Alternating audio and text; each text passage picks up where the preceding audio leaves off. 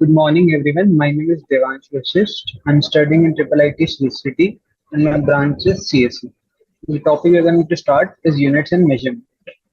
ठीक, तो हम लोग आज एग्जाम्पल सॉल्व करेंगे। क्वेश्चन वन क्वेश्चन वन हमको क्या पूछ रहा है? हमको पूछ रहा है the number of significant figures in 0.0691। ठीक है, अब जब भी सिग्निफिकेंट फिगर्स की बात हो रही होगी ना, तो सबसे पहली चीज अपन को मेन कुछ वो होती है जिससे हम लोग बता सकते हैं कि सिग्निफिकेंट है फिगर है या नहीं है।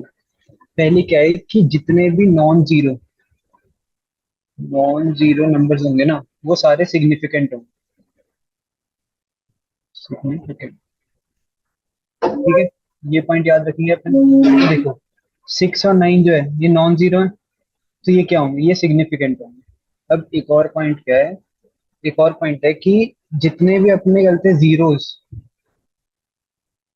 On the left of significant of non zero numbers होंगे आर नॉट सिग्निफिकेंट। ठीक है, तो मतलब क्या है अपना कि जो ये मेरा है, ये 0.0, ये वाले जो दो जीरोस हैं, ये मेरे सिग्निफिकेंट नहीं होंगे। ठीक है, एक और चीज होती है इसमें, जो जितने भी जीरोस है अपने, ये मैं लिख नहीं रहा, मैं बता देता हूँ कि जितने भी जीरोस हमारे राइट में है सिग्निफिकेंट फिगर्स के, मतलब फिर नॉन जीरो नंबर्स के, वो मेरे सिग्निफिकेंट होते हैं। ठीक है, तो मतलब कि मेरे यहाँ पे सिग्निफिकेंट नंबर्स कौन से होंगे? 6 होगा, 9 होगा। ये दोनों तो नहीं होंगे क्योंकि लेफ्ट में आ रहे हैं। और ये वाले दोनों जीरोस होंगे सिग्निफिकेंट नंबर्स, क्यों? क्योंकि ये मेरे राइट में आ रहे हैं, ये वाले जो थे वो लेफ्ट में आ रहे थे। इसलिए जो मेरे total number of significant figures होते हैं इस वाले उसमें कितने होंगे? वो मेन तो जो है ना, हमको ये 3 पॉइंट याद रखने हैं। ये वाले क्वेश्चन में एक अपन को पॉइंट की नीड नहीं पड़ी थी, बट एक और पॉइंट होता है कि कहते हैं जितने भी zeros in between significant numbers are significant. इसका मतलब क्या है कि तो मतलब मेरे को ऐसे दिया हुआ है, तो अपन अब बात करेंगे 2.2 पे। 2.2 पे क्या दिया गया है कि मेरे को तीन नंबर्स दिए गए हैं और मेरे को पूछा है कि इनका अपन को सम निकालना है। ठीक है, इन अप्रोप्रिएट सिग्निफिकेंट फिगर्स। तो अब इसका पहले अपन सम निकाल लेते हैं। 0.2 और 0.301 अपन को ये दिया गया। ठीक है, और अपन को अब इसका क्या निकालना है? अपन को इसका निकालना है सम। तो इसका सम निकाल लेंगे तो यहाँ पे आएगा 1, यहाँ पे 2, 8 यहाँ पे 3, 1 कैरी हुआ 6, 6। ठीक है, तो अपने पास सम क्या आ रहा है? 663.821। अगर अपन को नॉर्मल एडिशन कहा गया होता तो अपना आंसर क्या आता? अपना आंसर आता 663.821। बट यहाँ पे अपन को क्या गया है? अप्रोप्रिएट सिग्निफिकेंट फॉर्म में लिखना है। मतलब हमारे इसका मतलब क्या है कि हमको जब भी एडिशन दिया गया है तो हमें क्या करना है कि सबसे कम जितने वो है सिग्निफिकेंट फिगर्स। अब ये वाले में देखो, इसमें सिग्निफिकेंट फिगर्स कितने हैं? टोटल कितने? 3, 3, 0 और 1। इसमें कितने टोटल सिग्निफिकेंट फिगर्स? 4 और 2। इसमें कितने? 5। देखो ना, 4, 3, 6, 3 और 2, ये सब सिग्निफिकेंट फिगर्स हैं। इसमें 4 हैं, इसमें देखो बीच में आ रहे हैं, तो ये भी एक सिग्निफिकेंट फिगर होगा 0। तो टोटल इसमें 3 है। तो सबसे कम सिग्निफिकेंट फिगर्स कितने अपने पास? 3। तो मतलब जो मेरा आउटपुट आ रहा है, मतलब जो मेरा आंसर आ रहा है, इसमें टोटल सिग्निफिकेंट फिगर्स कितने होने चाहिए? 3। बट इसमें है कितने अभी?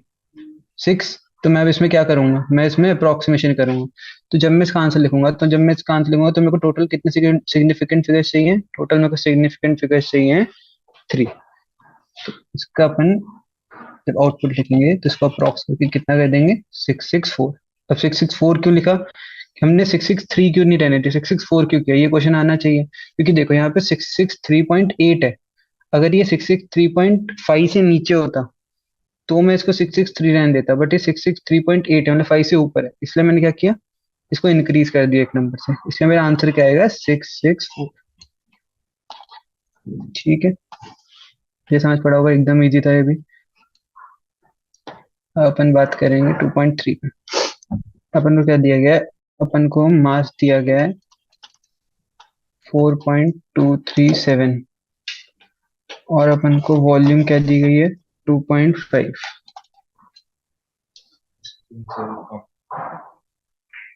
ठीक है, और अपन को पूछा गया है, अपन को क्वेश्चन में पूछा गया the density of the material of the body in the current significant figures is. तो डेंसिटी क्या होती है अपनी? डेंसिटी होती है अपनी मास अपॉन वॉल्यूम। ठीक है, और मास कितना है अपना 4.237 डिवाइडेड बाय 2.5। ठीक है। अब यहाँ पे भी अपन को वही वाली चीज याद रखनी है। अपने को क्या याद रखनी है कि अपना जो सिग्निफिकेंट मतलब जो हम लोग आंसर लिखेंगे यहाँ से अपने पास आंसर आएगा 1.6948। ठीक है, जब इसको सॉल्व करेंगे। बट अपन को क्या देखना है कि यहाँ पे अपने सिग्निफिकेंट फिगर्स कितने हैं। टोटल सिग्निफिकेंट फिगर्स हैं 5। इसमें टोटल सिग्निफिकेंट फिगर्स कितने हैं? जब हम लोग इनपुट में क्या देख रहे हैं, इसमें टोटल सिग्निफिकेंट फिगर्स हैं 4 और इसमें टोटल सिग्निफिकेंट फिगर्स हैं 2। तो मतलब मेरे को मिनिमम सिग्निफिकेंट देखने थे, इसमें कितने 2। तो मतलब जो मेरा आउटपुट आना चाहिए उसमें भी कितने सिग्निफिकेंट फिगर्स होने चाहिए 2। है कितने 5। तो मैं क्या करूंगा अप्रॉक्स करूंगा। अब मैं इसको 2 तक अप्रॉक्स करूंगा तो मेरे को क्या देखना है कि मतलब ये दोनों ही नंबर होने चाहिए, एक ये और एक ये। तो मतलब ये वाला सारा पार्ट अपना वो होगा, कट होगा। तो यहाँ पे जब हम लोग अप्रॉक्स करेंगे तो हम लोग यहाँ पे बताओ 1.6 करेंगे या फिर 1.7। इसको कैसे सोचोगे? ये देखो जो हमारा 1.69 है, अगर ये 5 से नीचे होता तो मैं क्या करता 1.6, बट ये 5 से ऊपर थे तो हमने क्या किया 1.7। तो मेरा आंसर क्या आएगा 1 पॉइंट। होप इतना समझ आया होगा तुमको। अब अगला क्वेश्चन देख। अगला क्वेश्चन मेरे को दिया गया है 2.4। अभी अपने अप्रोक्सीमेशन के ऊपर क्वेश्चन है। ठीक है। अपन को दिया गया है कि कहते हैं दो नंबर्स है 2.745 एंड 2.735 और इसको अपन राउंड ऑफ करना है, round off to three significant figures. ठीक है। अब यहाँ पे अपने पास क्या होता है, अपने पास कहते हैं अलग अलग रूल्स हैं। पहले अपन एक बार रूल डिस्कस कर लेते हैं। एक रूल अपन लोग क्या कहता है कि समझ लो अगर मेरे को नंबर दिया होता 2.746 और मेरे को थ्री सिग्निफिकेंट फिगर से निकालना होता, तो मैं क्या कह रहा हूँ कि अगर मेरा ये तीन सिग्निफिकेंट फिगर है, इसके आगे का अपन को नहीं चाहिए। ठीक है ना, अपन को अप्रॉक्स करना है, ऐसा करके राउंड ऑफ करना है। तो अगर ये जो मेरा ये वाला नंबर है, अगर ये वाला नंबर मेरा 5 से बड़ा है तो मेरा यहाँ पे एक नंबर ऐड हो जाएगा। मतलब अगर समझ लो 5 से बड़ा है अभी, तो मेरा आंसर क्या हो जाएगा अप्रॉक्स करने का या फिर राउंड ऑफ करने का 2.75। ये देखो ये 5 से बड़ा है इसलिए। यही अगर मेरे पास एग्जाम्पल होता 2.743 मान लो। अब ये देखो ये जो नंबर है ये तो तीन सिग्निफिकेंट अपन को चाहिए। अब ये वाला अगर अपन देखें तो ये मेरा 5 से नीचे है। अगर ये 5 से नीचे तो हम लोग क्या रहने देंगे, सेम रहने देंगे। मतलब मेरा आंसर क्या हो जाएगा 2.74। अब अपना जो मेन बात अटकती है वो कहाँ पे अटकती है कि समझ लो अगर मैं किसी ने दे दिया 2.745, अब क्या करोगे? अब तो ना ऊपर जा सकते हो ना नीचे जा सकते हो, तो बीच का आ गया। तो इसमें अपने पास अब दो रूल्स है। ठीक है। दो रूल्स क्या है कि समझ लो अगर मेरे पास 5 आ गया तो अब मैं ये पहले का तीन नंबर चेक करूंगा। अगर ये मेरा 2.74 जो है, अगर ये इवन है, ठीक है, अगर ये जो मेरा चलते हैं नंबर है वो इवन है, तो जो मेरा डिजिट है वो अनचेंज रहेगा। क्या मतलब है इसका कि समझ लो ये 2.74 इवन है तो जो मेरा आंसर होगा वो भी कितना होगा 2.74। यही अगर अपने पास होता 2.735 तो ये नंबर क्या है, ये अपना ऑड है। अगर ये अपना ऑड होता है तो अपना रेज हो जाएगा। मतलब अपन को क्या करना है, इसको इवन में कन्वर्ट करते हैं 2.7। इतना बड़ा सब कुछ समझ। अभी देखो अपने क्वेश्चन में क्या दिया गया है। अपन क्वेश्चन में दिया गया है कि नंबर्स 2.745 एंड 2.735 को अपन को राउंड ऑफ करना है। मतलब यही दो नंबर है जिसका अपन ने करके देख लिया।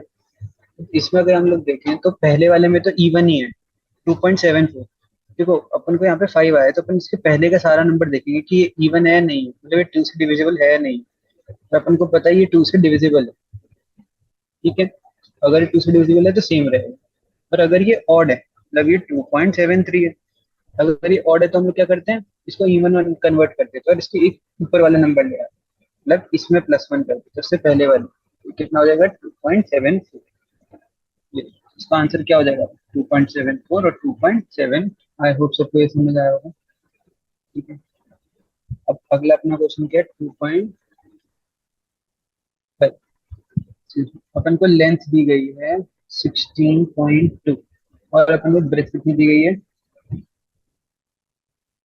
अपन को ब्रेथ दी गई है 10.1। ठीक है। और अपन को पूछा है एरिया ऑफ शीट कितना हो। तो अपन को क्या पता है कि अपने पास पहले तो एरर कितना लेंथ, लेंथ में अपना एरर है 0.1 और ब्रेथ में एरर कितना है 0.1। यह एब्सोल्यूट एरर होता है। ठीक है। अपन को पूछा गया है कि एरिया ऑफ शीट कितनी होगी और अपन को उसमें एरर भी साथ में बताना है। तो मेरे को एक चीज पता है कि अगर मेरे को एरर निकालना है एरिया में कितना होगा, तो मैं ये वाला फॉर्मूला लगा सकता हूँ। और ये हमने फॉर्मूला कैसे निकाला है, ये हमको था कि एरिया कितना होता है लेंथ इनटू ब्रेथ, तो उससे मैं ये लिख सकता था। इतना सबको पता है। तो अब मैं क्या कह रहा हूँ कि अगर पहले मेरे को यहाँ से अगर, अब मेरे को एरर निकालना है मेन को, यहाँ से मेरे को ये पार्ट निकालना है। ये पार्ट में कैसे निकालते हैं, ये वाला नहीं, मेरे को निकालना है ये। तो ये क्या होगा, ये होगा मेरा a into l plus b by d, इस पे error of b by d. अब मेरे को पता है कि मेरे को यहाँ पे ए की नीड पड़ेगी और मेरा ए क्या है, ए मेरा है लेंथ इंटू ब्रेथ। और मेरे को लेंथ ऑफ ब्रेथ कितनी दी हुई है, लेंथ ऑफ ब्रेथ मेरे को दी गई है 16.2 और 10.1। ठीक है, इतना अपन को पता है। अगर मैं अब इसको मल्टीप्लाई करूंगा तो इसको मल्टीप्लाई करके जो मेरा आंसर आएगा वो कितना है, 163.62। ठीक है, ये सब तुम लोग कैलकुलेटर से निकाल सकते हो, ऐसे खुद मल्टीप्लाई करके निकाल सकते हो।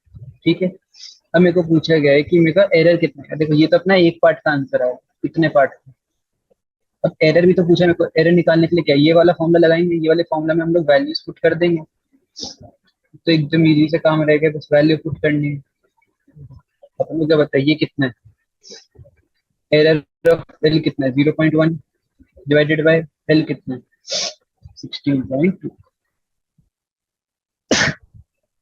एक्सक्यूज मी, और अपन को ब्रेथ कितनी दी गई, एरर कितना ब्रेथ में 0.1 और मेरे को ब्रेथ कितनी दी गई है 10.1। तो यहाँ से जब मैं कैलकुलेट करूंगा तो यहाँ से मेरे को 163.62, यहाँ से 1.01 प्लस 1.62 डिवाइडेड बाय 163.62, ये आ जाएगा मेरे पास। अब यहाँ से ये और ये कट गया, अब इसका अगर हम लोग सम करेंगे तो कितना आएगा 2.63। तो मेरा एरर कितना है, और एक तो क्या है कि मेरे को इसको सिग्निफिकेंट फिगर पे भी कन्वर्ट करना पड़ेगा पहले तो जब मैं इसको उसमें कन्वर्ट करूंगा तो मैं, देखो अपना जो एरर था वो 0.1 था, तो मेरे को उसी फॉर्म में रखना पड़ेगा, मतलब मेरे को एक ही सिग्निफिकेंट फिगर में लाना पड़ेगा। और मेरे को बताया मेरे को जस्ट हाँ, अगर मेरे को इसको एक ही सिग्निफिकेंट फॉर्म में लाना है तो मतलब मेरे को ये यहाँ से अप्रोक्सीमेशन देखना पड़ेगा। और ये मेरे को क्या पता है, ये मेरा 5 से बड़ा है। अगर ये मेरा 5 से बड़ा है तो इसमें हम लोग 1 इंक्रीज कर देंगे, 1 इंक्रीज करेंगे तो वैल्यू कितनी आ जाएगी 3। तो मेरा आंसर क्या है 163.62 प्लस 3। हमने इसको एक में क्यों नहीं करा, मतलब कि हमने इसको दो सिग्निफिकेंट फिगर्स क्यों रहने दिए, मतलब क्यों नहीं रहने दिए, एक ही क्यों रहने दिया। क्यों, क्योंकि हम लोग जब ऊपर से कैलकुलेट करके आ रहे थे तो जो ये मेरा था, ये वाला पार्ट और ये वाला था, इसमें मेरे सिग्निफिकेंट फिगर्स कितने थे, मतलब इस जो नंबर थे इसमें सिग्निफिकेंट फिगर्स कितने थे, एक और एक। उससे जो मेरा आउटपुट आएगा उसमें कितने सिग्निफिकेंट फिगर्स, उसमें मेरे सिग्निफिकेंट फिगर्स होंगे एक, तो क्या होगा 3। कितना बड़ा सबको समझ, तो ये आ गया मेरा आंसर। एकदम इजी क्वेश्चन है guys, ठीक है। अब मेरे को पूछा गया है कि which of the following is, which of the following pairs of physical quantities does not have a same dimensional formula। ठीक है, 0.6। हाँ, चलो अपन अब ये क्वेश्चन देखते हैं। अपन को पहला पार्ट क्या गया, अपन को पहले पूछा कि चलते हैं कौन से पेयर ऑफ फिजिकल क्वांटिटीज का सेम डायमेंशनल फॉर्मूला नहीं है। अपन को क्या देखना, वर्क। वर्क क्या होता है मेरा, फोर्स इंटू डीएक्स। अपन को पता है डीएक्स का मैं क्या होगा, एल होगा, और फोर्स मेरा क्या होगा, अपन अच्छे से लिख लेते हैं। चलो जब हम लोग फोर्स लिखेंगे तो फोर्स क्या होता है, मास इंटू एक्सेलरेशन। एक्सेलरेशन क्या है, एल टी ऑफ -2, ये पढ़ा हुआ है अपन ने। और इंटू एल, तो यहाँ से क्या आ जाएगा, M L square T of -2। कितना बड़ा सबको समझ, ये आ गया मेरे पास वर्क। अब मेरे को पूछा गया इम्पल्स, नहीं सॉरी टॉर्क। टॉर्क क्या होता है मेरा, टॉर्क होता है मेरा फोर्स इंटू डिस्टेंस। मेरे को पता है फोर्स इंटू डिस्टेंस बोला है, तो मेरे पास सेम ही चीज आएगी, क्योंकि यहाँ पे भी तो यही था, फोर्स इंटू एक डिस्टेंस वाली वो। तो जब मैं इसको भी लिखूंगा तो इसमें क्या आएगा, two L T of minus two into L. ठीक है, तो यहाँ से पास क्या आ जाएगा, M L square T of minus, कितना पड़ गया सबको समझ गया। तो मतलब ये क्या है, ये दोनों मेरी चीजें सेम है, मतलब मेरा पहला पार्ट आंसर नहीं है। अब हम लोग बी में जाएंगे, हमको क्या गया, बी में बोला एंगुलर मोमेंटम। एंगुलर मोमेंटम अपन को पता है M P are,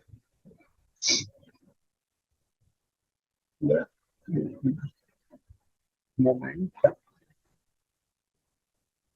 M V R होता है।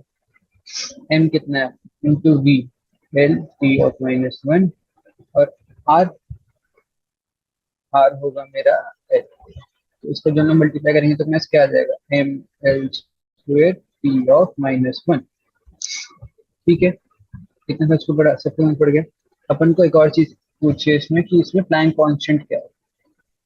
प्लैंक कांस्टेंट का वो क्या है, अपन को पता है कि एक अपन ने फॉर्मूला पढ़ा था, H is equal to E, energy. ठीक है, तो यहाँ से हम लोग क्या कह सकते हैं, ई बाय फ्रीक्वेंसी। फ्रीक्वेंसी का वो क्या होता है, T inverse one by T क्या होता है, फ्रीक्वेंसी होती थी मेरी। तो यहाँ से जब एनर्जी को लिखूंगा मैं, तो एनर्जी क्या आ जाएगी, M L square T of minus, और यहाँ से जब हम लोग फ्रीक्वेंसी लिखेंगे तो टी ऑफ माइनस वन। तो जब इसको अपन सॉल्व करते हैं तो अपने पास क्या आएगा, M L square T of minus one. तो ये दोनों भी अपने सेम, तो अपना ये भी आंसर नहीं। अगला अपन को क्या दिया गया, अगला अपन को दिया गया टेंशन और सरफेस टेंशन पार्ट क्या है, सी पार्ट में अपन को है टेंशन। टेंशन क्या होता है, फोर्स। टेंशन एक काइंड ऑफ फोर्स ही है। तो टेंशन को मैं कैसे लिख सकता हूँ, टेंशन को लिख सकता हूँ मैं M into L T of minus two. ठीक है, और सरफेस टेंशन को क्या लिख सकते हैं, सरफेस टेंशन को मैं कैसे लिख सकता हूँ, सरफेस टेंशन होगा मेरा फोर्स अपॉन लेंथ। इतना क्लियर है सबको, फोर्स अपॉन लेंथ होगा, और फोर्स की वैल्यू कितनी होगी, M into L T of minus two, ये अपने ऊपर अभी निकाला था, डिवाइडेड बाय लेंथ। तो यहाँ से अपना आंसर क्या आ जाएगा, M L zero T of minus two. तो यहाँ से मैं क्या देख पा रहा हूँ कि टेंशन और जो सरफेस टेंशन है उसका जो डायमेंशन फॉर्मूला है वो सेम नहीं है। तो मेरा आंसर क्या होगा, आंसर होगा मेरा सी पार्ट। तो फिर भी मैं एक बार डी पार्ट करके दिखा देता तो मैं कैसे करता। ठीक है, डी में अपन को क्या दिया गया, इम्पल्स और मोमेंटम में निकालना। ठीक है, इम्पल्स, इम्पल्स अपना क्या होता है, इम्पल्स होता है एफ इंटू टी। ठीक है, तो एफ कितना है अपना, M L T of minus two, ये तो पता है, इंटू टाइम। यहाँ से पास क्या आ जाएगा इम्पल्स का, इम्पल्स आ जाएगा M L T of minus one. और अपन को दिया गया मोमेंटम, मोमेंटम, मोमेंटम क्या होता है, mass into velocity, M L T of minus one. यहाँ से क्या देख पा रहे हैं, ये और ये सेम, इसलिए अपना आंसर क्या गया था, आंसर तो अपन को पता था सी। ठीक है, ये भी हो गया अपना, एकदम इजी है ये क्वेश्चन, थोड़ा सा कॉन्सेंट्रेट करना, स्टेप्स जो है उसको फॉलो करा कर और बेसिक्स को पकड़ के। ठीक है, 2.7 अपन को दिया गया है कि major of two quantities along the precision of respective measuring instrument is, ए दिया गया अपन को 2.5 प्लस माइनस 0.5, और बी कितना दिया गया, बी अपन को दिया गया 0.10 प्लस माइनस 0.01। ठीक है, अपन को बोला गया कि ए बी की वैल्यू निकालनी है। ठीक है, तो ए बी की वैल्यू अपन पहले तो ये वाला निकाल लेते हैं, एब्सोल्यूट एरर्स को बाद में निकालें। ठीक है, पहले अपन ए बी की नॉर्मली वैल्यू निकालें। ए बी की नॉर्मली वैल्यू कितनी होती है? 2.5 इंटू 0.10। यहाँ से कितनी आ जाएगी? 0.25 आ गया। और मैं इस समझ लो इस वैल्यू को कह रहा हूँ मैं z। तो z की वैल्यू क्या है? 0.25। इतना सब कुछ समझ पड़ा। अब अगर मेरे को निकालना है del z by z is equal to क्या होगा मेरा? Del A by A plus del B by B, यही होगा अपना। तो यहाँ से जब हम लोग z को इधर मल्टीप्लाई कर देंगे इसमें, तो फॉर्मूला क्या बन जाएगा? z into del A by A plus del B by B. तो यहाँ से मेरे पास z की वैल्यू पता है अपन को 0.25, बस फॉर्मूला में वैल्यू पुट करनी है। डेल ए कितना है अपने पास? 0.5, मतलब एरर कितना था? 0.5। ए कितना है? 2.5 प्लस 0.01 डिवाइडेड बाय 0.1। इतना बड़ा सब कुछ समझ। तो यहाँ से हम लोग जब वैल्यू निकालेंगे तो इसको जो सॉल्व करते हैं आंसर आएगा 0.25 0.2 प्लस 0.1। तो यहाँ से अपने पास आंसर आ जाएगा 0.075। ठीक है। बट यहाँ पे अपन को एक और चीज क्या देखनी है, अपन ने आंसर निकाल के हम लोग क्या करेंगे, अब इसको आंसर कह देंगे। बट ये अपना आंसर नहीं है। अपना आंसर हमारे नॉर्मली हम लोग जब देखें तो अपना आंसर क्या आ जा रहा था? अपना आंसर आ रहा था 0.25 प्लस माइनस 0.075। ठीक है। बट ये अपना देखो कोई भी ऑप्शन में नहीं है, तो अपन को लगेगा अपन ने गलत कर दिया। अपन ने गलत नहीं करा है, अपन ने सिर्फ एक चीज जो ध्यान नहीं रखी होगी, सिग्निफिकेंट। यहाँ पे सिग्निफिकेंट फिगर्स कितनी है? एक। यहाँ पे सिग्निफिकेंट फिगर्स कितनी है? दो। तो अपनी मिनिमम सिग्निफिकेंस कितनी है नीचे? यहाँ पे अपनी सिग्निफिकेंट फिगर्स होंगी दो। ठीक है। तो हम लोग जब इसको दो उसमें वो करेंगे, चेंज करेंगे, तो अपने यहाँ पे आंसर क्या आ जाएगा? तो यहाँ पे अपनी सिग्निफिकेंट फिगर्स है एक और यहाँ पे दो, तो अपनी जो सबसे मिनिमम होगी वो कितनी है? एक। तो मतलब मेरे पास चलते इसको कितनी सिग्निफिकेंट फिगर पे हमको राउंड ऑफ करना है? एक पे। तो जब मैं इसका आंसर निकालूंगा तो ये हो जाएगा 0.5 प्लस माइनस 0.0। अब ये देखो ये 5 है। ठीक है। अपन को इसको चेंज करना है। अब ये 5 है तो हम लोग क्या करते थे? चेक करते थे कि ये ऑड है या फिर इवन है। यही करते थे अपन। और अपन को पता ही ये अपना ऑड है, तो ये अगर ऑड है तो इसको हम लोग एक बढ़ा देते थे, इवन बना देते थे, तो अपना आंसर आ जाएगा ये। तो मेरा आंसर क्या होगा? आंसर होगा मेरा ये। ये चीज याद रखना गाइस, अपन को सिग्निफिकेंट फिगर्स का ध्यान रखना। अगर मेरा यहाँ पे अपन का एक आ रहा है तो अपन को उसको एक सिग्निफिकेंट फिगर में उसको राउंड ऑफ करना पड़ेगा। ठीक है। अगला क्वेश्चन। अगला क्वेश्चन अपन को दिया गया है a is equal to 1.0 plus 0.2 और b अपन को दिया गया है 2.0 प्लस माइनस 0.2। अपन को वैल्यू किसकी निकालनी है? अपन को निकालना है z is equal to under root of A B की वैल्यू। तो अपन पहले z की वैल्यू निकाल लेते हैं। z की वैल्यू यहाँ से क्या आ जाएगी? z की वैल्यू आ जाएगी यहाँ से 1 इंटू 2 इंटू ये कितना है? ये आ जाएगा अपना 1.41। और अपन को पता है यहाँ पे अपन को 2.0 और 1.0 दिया गया है ना। यहाँ पे दो सिग्निफिकेंट फिगर्स हैं, यहाँ पे भी दो हैं। तो इसमें अपनी कितनी सिग्निफिकेंट फिगर है?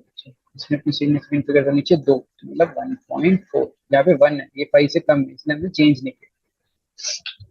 ठीक है। इसके बाद हम लोग बात करेंगे एरर की। ये तो अपना आ गया जो मेन पार्ट है पहले का। ये देखो मतलब अपना बी पार्ट तो वैसे ही गलत ही होगा। हाँ। अपन हम बात करें अपन को ए सी और डी के बारे में।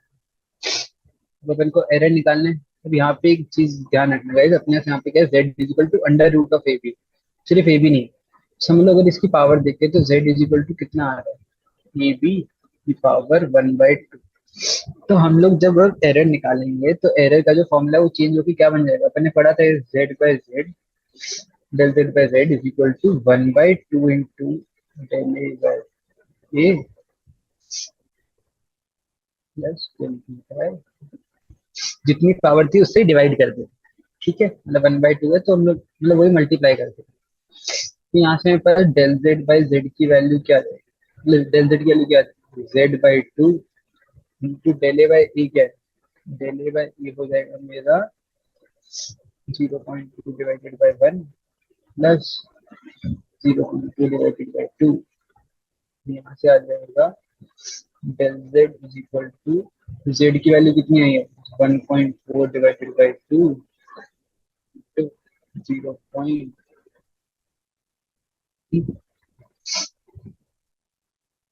यहाँ से जब हम लोग आंसर निकालेंगे तो यहाँ से अपना आंसर कितना आएगा, डेल जेड की वैल्यू आ जाएगी 0.212। ठीक है, कितना बड़ा सब कुछ समझ गए। अब हम लोग डेल जेड की वैल्यू आ गई, अब अपन को एक और चीज याद आती है, अपन को क्या करना था, अपन को राउंड ऑफ करना था सिग्निफिकेंट फिगर्स के उसमें रिस्पेक्ट। यहाँ पे सिग्निफिकेंट फिगर्स कितनी, एक, यहाँ पे सिग्निफिकेंट फिगर्स कितनी, एक, तो एक जो आंसर आएगा उसमें सिग्निफिकेंट फिगर कितनी होनी चाहिए, एक। अपने बहुत बार डिस्कस कर लिया अभी। तो अब यहाँ से अपने सिग्निफिकेंट फिगर एक ही चाहिए, तो यहाँ पे हम लोग देखेंगे 5 से बड़ा है छोटा है, छोटा है, अगर छोटा है तो हम लोग क्या करते थे, सेम रहने देते थे। तो अगर हम लोग सेम रहने देंगे तो आंसर क्या है 0. तो अपना आंसर क्या आ जाएगा 1.4 प्लस माइनस 0.2। पड़ गया सबको समझ, एकदम इजी था गाइस। अब उनको पूछा गया which of the following measurement is most precise. ठीक है, अपन को ये दिया 5.00 mm, 5.00 सेंटीमीटर, 5.00 किलोमीटर। ठीक है, अपन को पता है कि जब हम लोग इसका वो निकालेंगे, एरर निकालेंगे, तो पहले वाले में एरर कितना आएगा 0.1 mm एब्सोल्यूट एरर, दूसरे वाले में क्या है 0.1 सेंटीमीटर, 0.1 मीटर थर्ड में, और अगले में क्या है 0.1 किलोमीटर। तो देखो मेरा सबसे ज्यादा एब्सोल्यूट एरर जो है वो सबसे ज्यादा किसमें, इस वाले में आ रहा है मैक्सिमम, और इसमें क्या मिनिमम। देखो ना 0.1 मिली एम एम मिलीमीटर, मतलब मेरा एरर पहले वाले में कितना आ रहा है 0.1 मिलीमीटर, और फोर्थ वाले में मेरा एरर कितना आ रहा है 0.1 किलोमीटर। तो मैं क्या कह रहा हूँ यहाँ पे मैं ये कह रहा हूँ कि जो मेरा सबसे प्रिसाइज होगा वो क्या होगा, ये पार्ट होगा, क्योंकि उसमें जो एरर है वो सबसे कम है। ऐसे में समझ सकता हूँ, ये समझ पड़ा सबको। ठीक है, ये एक तरीका है इसको देखने का, एकदम इजी था, बस हमने क्या किया, हमने एरर निकाल लिया, जिसमें सबसे कम एरर है वो सबसे ज्यादा प्रिसाइज हो। यही प्रिसीजन का वही होती है, डेफिनेशन होती है। उससे मेरा आंसर क्या आ गया 5 m। अब मैं बात करूंगा 2.10 की। अपन को दिया गया है कि length of an object is equal to 5 centimetre. हम लोग पूछेगा which of the following measurement is the most accurate. तो अगर मैं ए ऑप्शन के साथ डिफरेंस निकाल के देखूँ तो मेरा कितना आ रहा है 0.1 सेंटीमीटर, दूसरे वाले के साथ अगर 5 का डिफरेंस निकालूं तो मेरे पास कितना आ रहा है, मेरे पास डिफरेंस आ रहा है 0.195 सेंटीमीटर। सी ऑप्शन में डिफरेंस कितना आ रहा है, सी ऑप्शन में डिफरेंस आ रहा है 0.25 सेंटीमीटर, और डी ऑप्शन में सबसे ज्यादा है 0.4। अपन को पूछा गया which of the measurement is most accurate. Most accurate का मतलब क्या है कि अगर मैं उसका और उस जो भी मेरे को अपन निकलते हैं वो करिए निकालिए, अगर उसका डिफरेंस निकालूं जो ओरिजिनल था वो सबसे कम आना चाहिए, मतलब कि जो मेरी प्रिडिक्शन है और जो मेरा असली में है उसके बीच में जो डिफरेंस अगर वो सबसे कम होगा तो मतलब वो सबसे ज्यादा एक्यूरेट चीज। तो यहाँ पे सबसे कम डिफरेंस किस में आ रहा है, ए ऑप्शन में आ रहा है मेरे पास, ए ऑप्शन में आ रहा है तो मतलब ये सबसे ज्यादा एक्यूरेट होगी, तो यही मेरा आंसर। देख रहे हो एकदम इजी क्वेश्चन है, ये पड़ गया सबको समझ क्या किया अपन ने। ठीक है, अब अपन जाते हैं अगले क्वेश्चन। यहाँ पे अपन को दिया गया है कि अपन को दिया गया है कि एक यंग मॉडुलस ऑफ स्टील कितना दिया है, यंग मॉडुलस ऑफ स्टील दिया गया है अपन को 1.9 into 10 to the power 11 Newton पर मीटर। और अपन को पूछा गया कि व्हेन एक्सप्रेस्ड इन सीजीएस में कन्वर्ट करना है, और अपन को इसको डाइन पर सेंटीमीटर स्क्वायर के फॉर्म में लिखना है। अगर मेरे को करना है तो अपन को यहाँ पे पता है कि न्यूटन को अपन को डाइन में कन्वर्ट करना पड़ेगा, और अपन को दिया गया है 1 newton is equal to 10 to the power 5 dyne. तो अगर मैं यहाँ पे सीधा फॉर्मूला में रख दूँ into 10 to 1 10 to the power 5, अपन यहाँ से न्यूटन को डाइन में कन्वर्ट कर दिया, और अपन को क्या है मीटर स्क्वायर को सेंटीमीटर स्क्वायर में कन्वर्ट करना है। तो 1 metre square is equal to 10 to the power 4 centimetre square, अपन को पता ही है। तो यहाँ पे अपन सिर्फ पुट कर देंगे वैल्यू, ये कितना देंगे 9 पर सेंटीमीटर स्क्वायर। तो यहाँ से पास आंसर क्या है, यहाँ से पास आंसर आ जाएगा 1.9 into 10 to the power 12 dyne पर सेंटीमीटर। एकदम इजी क्वेश्चन था, बच्चों वाला क्वेश्चन। ठीक है, अपन अब बात करेंगे 2.12। 2.12 में अपन को क्या दिया, 2.12 में अपन को दिया गया if momentum area and time are taken to be fundamental quantities then the energy has a dimension formula.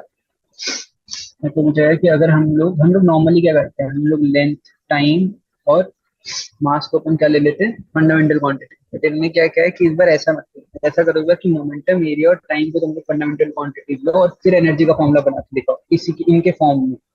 ठीक है, तो अपन को क्या पता है, अपन को पता है कि एनर्जी का फॉर्मूला क्या होता है। एनर्जी का फॉर्मूला होता है mass into whole square T of -2। ठीक है, ये अपन को पता है एनर्जी का फॉर्मूला।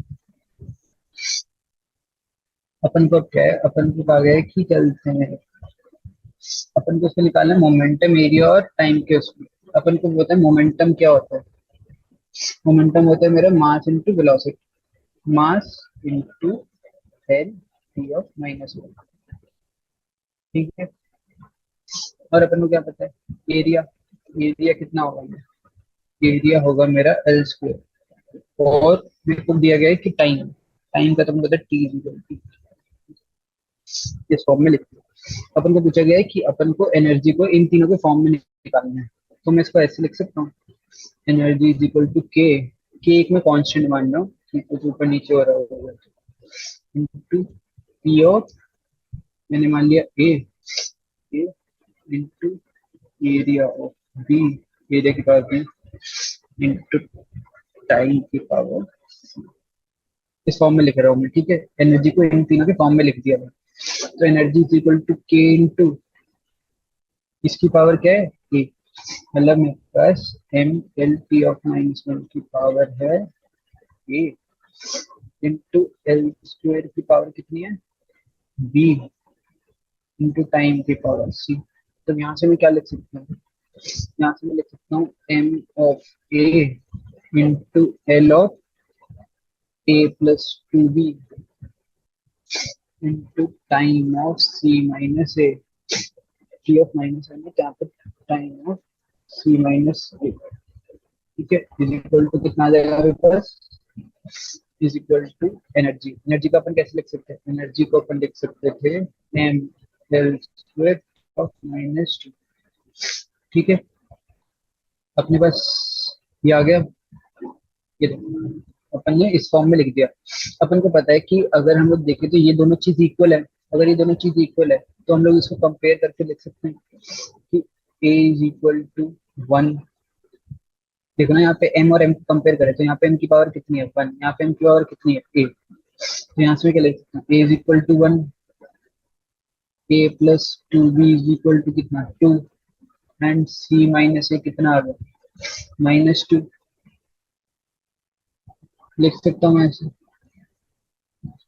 तो यहाँ से जब मैं इसमें वैल्यू पुट करूंगा तो यहाँ से मेरे पास b की वैल्यू कितनी आ जाएगी, b की वैल्यू यहाँ पे आ जाएगी बस 1/2। देखो ना a की वैल्यू 1 पुट करी तो 2b इज इक्वल टू 1, तो b की वैल्यू 1 आ गई।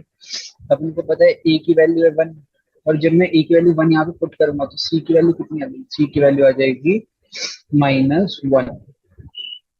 तो यहाँ से मेरे पास क्या आ गया, मैंने एनर्जी को किसके फॉर्म में लिख दिया, एनर्जी को मैंने लिख दिया मोमेंटम एरिया और उसके फॉर्म में। कैसे, यहाँ पे देखो a की यहाँ पे वैल्यू पुट करो तो मेरा क्या होगा, energy is equal to momentum power 1 into area की पावर क्या थी बी थी, बी की वैल्यू क्या ले आया अपन 1/2, और सी की पावर क्या है, सी क्या है सी है -1, और सी क्या था टाइम, टाइम की पावर -1।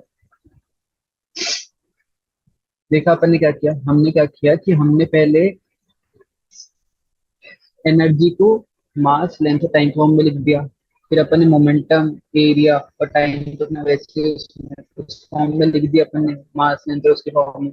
और फिर हमने क्या मान लिया कि इसकी पावर हम लोग एनर्जी को इस फॉर्म में लिख देंगे, ठीक है, ये वाला। ठीक है, एनर्जी को हमने मोमेंटम एरिया टाइम के फॉर्म में लिख दिया। मैंने यहाँ पे इसको क्या करा, सिंप्लीफाई कर दिया, मतलब मैंने इसको बेसिक उसमें लिख के दिखा दिया, मास और उसमें मास लेंथ और टाइम। और फिर मैंने क्या किया, मैंने मास वाली टर्म एक साथ ले ली, लेंथ वाली टर्म एक साथ ले ली।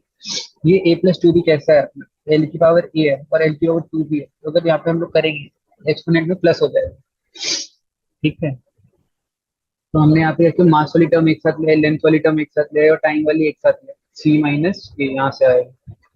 फिर हमने क्या किया, फिर हमने क्या किया, हमने कंपेयर कर, हमने कंपेयर किया तो हमको ए बी और सी की वैल्यू आ गई। ए बी और सी की वैल्यू आ गई तो हमने क्या किया, हमने फॉर्मूला में पुट करा और हमको एनर्जी मोमेंटम एरिया टाइम के फॉर्म में मिली। अपना आंसर क्या है, अपना आंसर आ गया डी का। गाइस बस बेसिक को पकड़ के चलोगे ना तो क्वेश्चन आराम से बन जाएंगे, ठीक है। अब हम लोग जाएंगे 2.13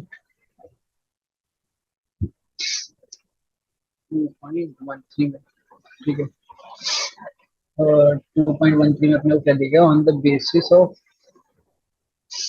dimensions decide which of the following relation for the displacement of a particle into simple harmonic motion is not correct।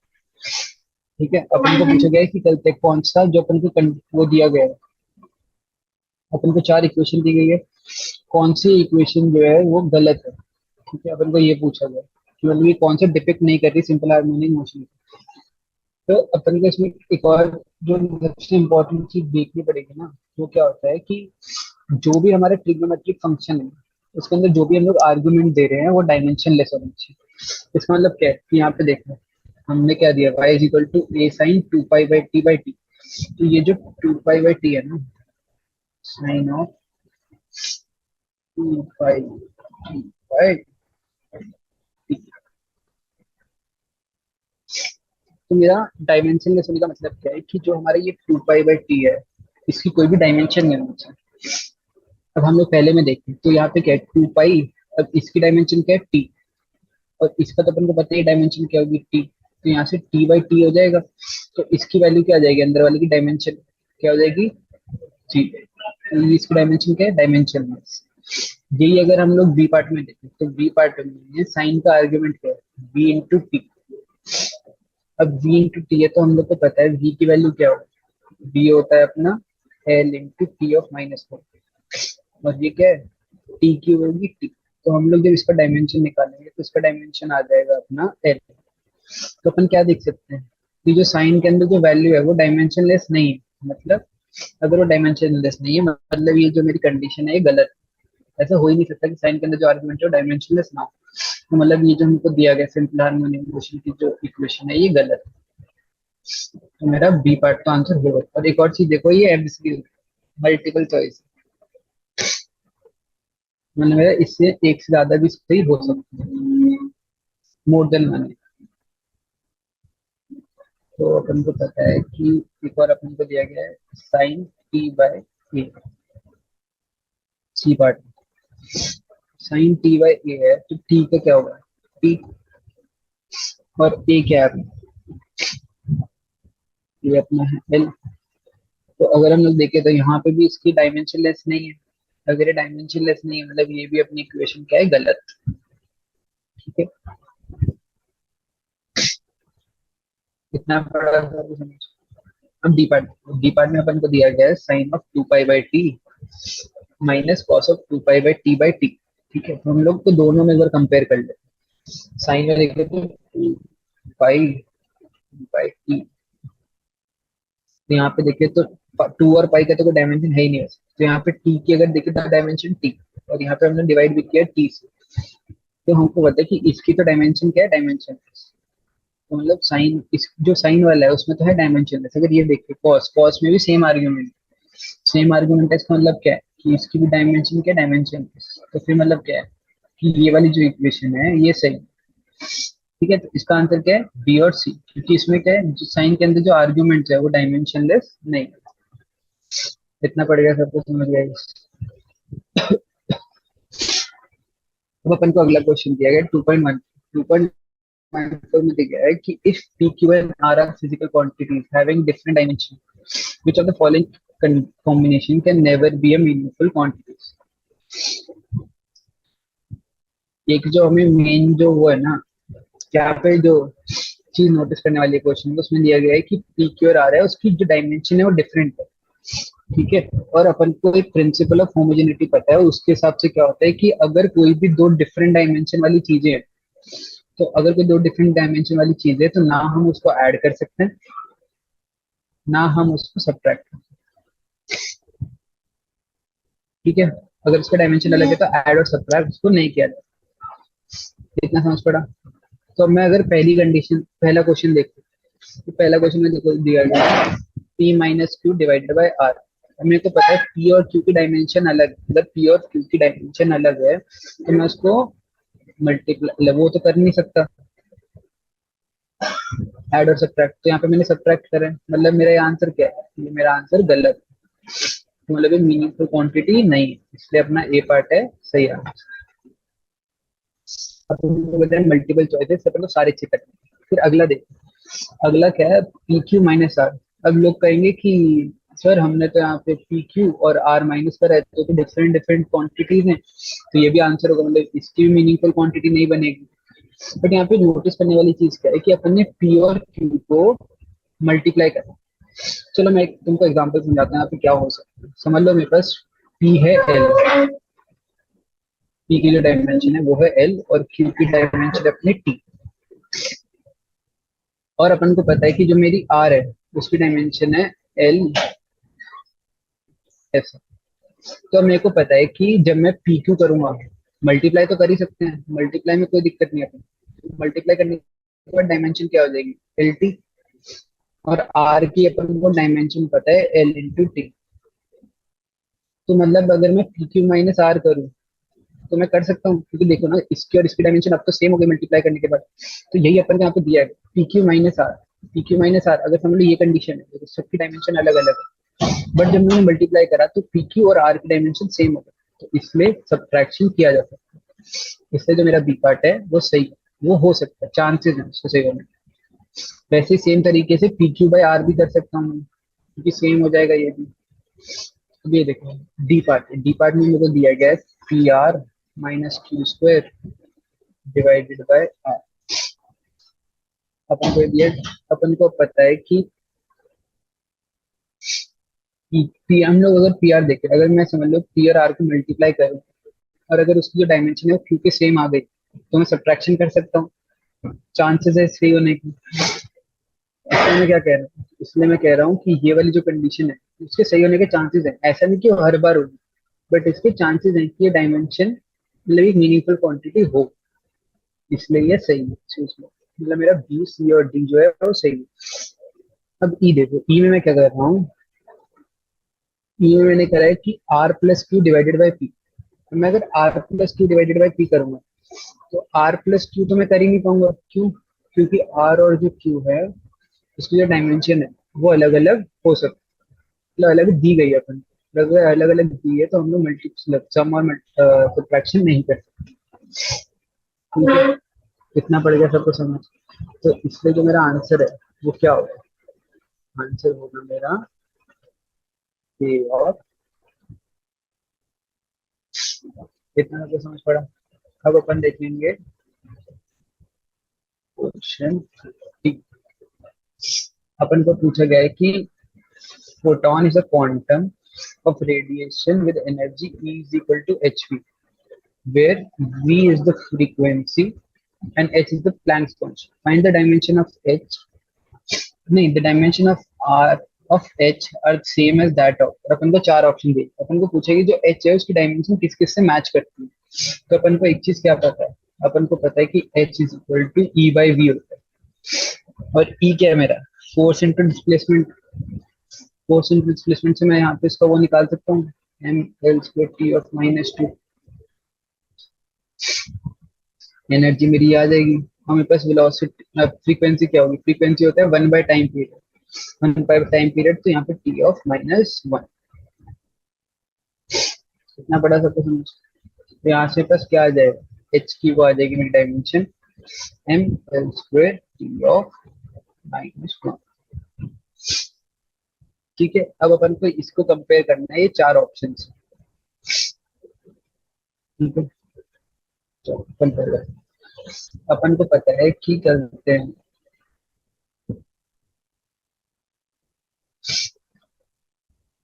Linear impulse. Linear impulse अपना क्या होता है, आई इज इक्वल टू होता है एफ इंटू फोर्स एक short period of time में जब लगता है उसको हम लोग कहते हैं इम्पल्स। तो लीनियर इम्पल्स क्या होगा, फोर्स इंटू टाइम।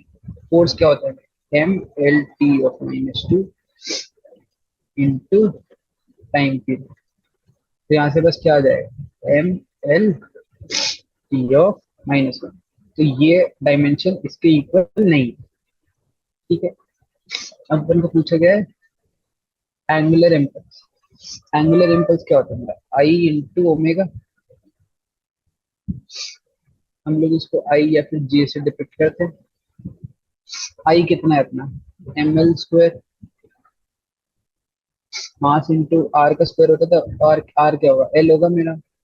तो एम एल स्क्वायर, और ओमेगा क्या है मेरा, ओमेगा है मेरा T of -1, 2 pi by T होता है। ठीक है, तो यहाँ से मैं देखो तो यहाँ से बस क्या आ रहा है, M L square T of -1। क्या देख रहे हो, एच और इसका डायमेंशन क्या है, सेम। तो अपना एंगुलर इम्पल्स आंसर है। अब अपन को बोला है लीनियर मोमेंटम। लीनियर मोमेंटम होता है मास इनटू वेलोसिटी, मतलब एम एल टी ऑफ -1। अपन को पता है ये और ये सेम, सेम नहीं है sir, M L square T of -1 same नहीं है, तो मतलब ये मेरा आंसर नहीं है। वैसे ही मैं अगर देखूं angular momentum, angular momentum L क्या होता है, L is equal to M V into R. अगर एम वी आर हम लोग देखें तो एम क्या है, मास इंटू वी। वी क्या होता है, वी होता है एल इंटू टी ऑफ -1। और आर क्या है, आर है मेरा लेंथ। तो यहाँ से अगर मैं देखूँ तो यहाँ से पास क्या आ जाएगा, यहाँ से पास आ जाएगा M L square T of -1। ये वाला जो अपन को होता है एच का डायमेंशन था वो यही था, M L square T of -1। तो इसका आंसर क्या होगा, बी और डी। तो अपन ने क्या करना है, अपन को एच का डायमेंशन निकालना है और फिर एक एक करके सारी क्वांटिटीज का डायमेंशन निकालते जाएंगे और कंपेयर करते हैं। ठीक है, इतना पड़ जाएगा सबको समझ। तो अपना 15 क्वेश्चन भी होगा। अब अपन बात करेंगे 16। जो 16 क्वेश्चन है गाइस वो सेम टू सेम एक आगे जाके भी है, तो हम लोग वो उसी के साथ देखें। हम लोग अब बात करेंगे 17। ये डिट्टो क्वेश्चन आगे भी है।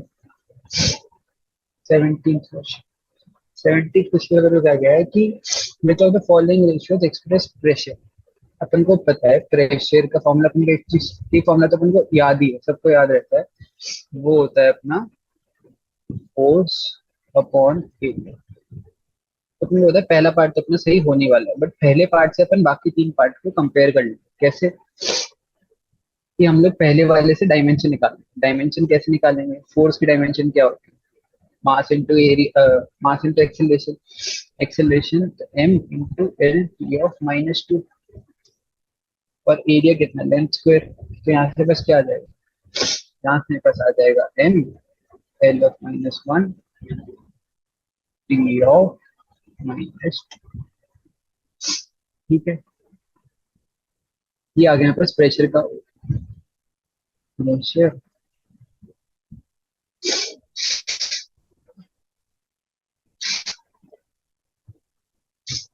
is equal to m L of -1 T of -2। ठीक है, अब इनको पता है एनर्जी बाय वॉल्यूम। एनर्जी होता है अपना M L square T of -2, और अपन को पता है जो वॉल्यूम होता है वो होता है एल क्यू। अगर हम लोग यहाँ से देखें तो यहाँ से मेरे पास एनर्जी बाय वॉल्यूम क्या आ जाएगा, M L of -1 T of -2। तो यहाँ से बस क्या आ जाएगा, M L of -1 T of -2, और इसका देखिए M L of -1 T of -2, मतलब अपना क्या है, ए और बी पार्ट आंसर में है। यही अगर मैं एनर्जी बाय एरिया निकालूंगा, तो एनर्जी बाय एरिया इसी पार्ट में तो कहा गया, एनर्जी बाय एरिया क्या आ जाएगा, M L square T of minus two divided by L square. तो यहाँ से पता जाएगा M into T of minus two. ठीक है, अपन को पता है ये और ये सेम नहीं है, यहाँ पे क्या M L of minus one T of minus two, यहाँ पे M into T of minus two, ये अपना आंसर नहीं है सी पर। अगला अपन को क्या दिया गया है, अपना अगला दिया गया है फोर्स बाय वॉल्यूम। फोर्स अपन को पता है फोर्स क्या होता है, फोर्स होता है अपना M into L T of minus two divided by volume. Volume क्या होता है, वॉल्यूम होता है अपना एल क्यूब। ठीक है, अब एल क्यूब है तो हम लोग जब यहाँ पे डिवाइड करेंगे तो अपने यहाँ पे आंसर क्या रहेगा, M L of minus two T of minus two. और अपन को पता है अपन को चाहिए क्या था, M L of minus one T of minus two, तो सेम नहीं है। अगर ये सेम नहीं है इसका मतलब क्या है, ये आंसर नहीं है। तो अपना 17th पार्ट का आंसर क्या होगा, 17th पार्ट का आंसर आ गया ए और बी, ये भी अपना हो। ठीक है, अब अगला अपन देखते हैं 2.18। अपन को दिया गया which of the following are not unit of time. अपन को पता है कि करते हैं जो अपना सेकंड होता है वो तो यूनिट ऑफ टाइम ही है, तो अपना सेकंड तो आंसर है ही, not a unit of time, अच्छा यूनिट ऑफ टाइम होता है नॉट अ यूनिट। तो अपन को पता है सेकंड तो यूनिट ऑफ टाइम होता है, तो ये आंसर नहीं होता। अब हम लोग देखिए ईयर, अगर ईयर देखें तो ईयर जो होता है वो भी अपना यूनिट ऑफ टाइम ही है, तो अपना ये भी सही है। बट यही अगर अपन देखें लाइट ईयर और पार्सेक, तो लाइट ईयर और जो पार्सेक होता है वो क्या होता है, वो हमारा क्या होता है कि जो लाइट है उसको अगर एक लॉन्ग डिस्टेंस कवर करना है उसमें कितना टाइम लग रहा है, उसको हम लोग करते हैं लाइट ईयर। और वो तो जो लाइट ईयर और वो है ना, वो हमारा लार्ज डिस्टेंस को मेजर करने के लिए यूज किया जाता है, ना कि वो मेजर टाइम को रिप्रेजेंट करता है। वो मेनली हम लोग लाइट, जैसे हम लोग लाइट को कितना टाइम लग रहा है एक ईयर में कितना डिस्टेंस ट्रेवल कर देगी, उसको हम लोग बात कर रहे हैं लाइट। ठीक है, हम लोग ये नहीं बात कर रहे कि कितना टाइम है। ठीक है, तो ये चीज नोटिस करने वाली है। ये जो मेरा बी है और डी है वो मेरा यूनिट ऑफ टाइम नहीं है, बल्कि वो अपन को क्या बताते हैं, वो अपन को बताते हैं डिस्टेंस के बारे में। ठीक है, इतना सबको समझ पड़ गया। तो अगला जो अपना क्वेश्चन है वो है 2.19। अपन को पूछा गया why do we have different unit for the same physical quantity. अब यहाँ पे देखो कि क्या होता है कि समझ लो मेरे पास कोई एक चीज है, समझ लो मेरा मास है। अब मेरे पास मास 10⁻⁻20 kg भी हो सकता है, और मेरे पास मास कितना हो सकता है, मेरे पास मास बहुत ज्यादा भी हो सकता है। तो अगर मेरा समझ लो मास बहुत कम है, तो उसको मैं केजी के फॉर्म में लिखने से अच्छा मैं उसको कोई और फॉर्म में लिख दूंगा। मैं उसको ग्राम के फॉर्म में लिख सकता हूँ अगर मेरे को कम मास को बताना है, या फिर मैं उसको मिलीग्राम ऐसे बात कर सकता हूँ। और यही अगर मेरा बहुत ज्यादा है तो उसको मैं कोई और क्वांटिटी या फिर कोई और उससे बता सकता हूँ। वैसे ही समझ लो अगर मेरे पास कोई लेंथ है, ठीक है, ऐसा हो सकता है कि वो बहुत बड़ी हो। अगर वो बहुत बड़ी होगी तो मैं उसको किलोमीटर उसमें बता दूंगा, अगर वो समझ लो बहुत छोटी है तो मैं उसको सेंटीमीटर में बता दूंगा। तो ऐसा है कि फिजिकल क्वांटिटी तो सेम है, बट उसकी जो कहते हैं वो है वैल्यू है, वो तो बहुत बड़ी हो सकती है बहुत छोटी हो सकती है, मतलब जो मैग्नीट्यूड है उसकी रेंज बहुत बड़ी या छोटी हो सकती है। तो इसीलिए हम लोग वो रेंज को वो करने के लिए हमने अलग अलग वो निकाले डिफरेंट यूनिट्स। अगर कम है तो हम लोग कोई और डिफरेंट यूनिट यूज करेंगे, अगर बहुत ज्यादा है तो हम लोग कोई और यूनिट यूज करेंगे। इसलिए हमारे पास डिफरेंट यूजर यूनिट होते हैं for the same physical unit. समझ पड़ गया होगा सबको, एकदम इजी था ये भी। तो आज अपन ने 20 क्वेश्चन कर लिया। अब अगले लेक्चर में हम लोग इसके आगे करेंगे। ठीक है, टोटल इस चैप्टर में है 44 क्वेश्चन, अपन ने 20 कर लिया। हम लोग अगले लेक्चर में ट्राई करें कि हम लोग कंप्लीट कर लें। Thank you guys for attending the lecture.